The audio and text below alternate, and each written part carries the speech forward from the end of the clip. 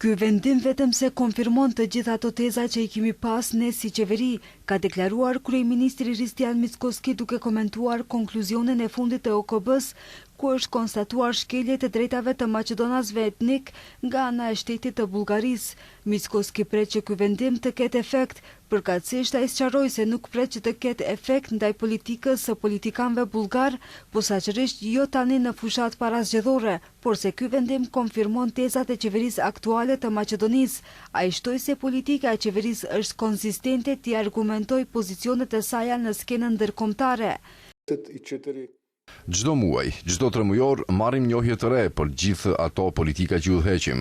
Unë sinqerisht pres që në periudhën vjuese nuk besoj se kjo mund sjell në ndryshim të qëndrimit të fqinjit ton lindor pa veprime të forta dhe të fuqishme nga Brukseli dhe vendet më të mëdha anëtare të Bashkimit Evropian. Por ajo në cilën besoj është se argumentet tona janë të sakta. Argumentet tona konfirmohen nga dita në ditë në skenën ndërkombëtare.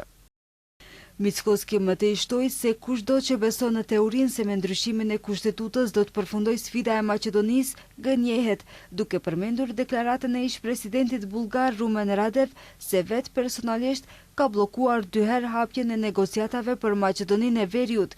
Kujtojmë se Bullgaria ka bllokuar me veto fillimin e negociatave për antarësimin e Maqedonisë në BE, duke kushtuar heqjen e vetos me futjen e bullgarëve në kushtetutë.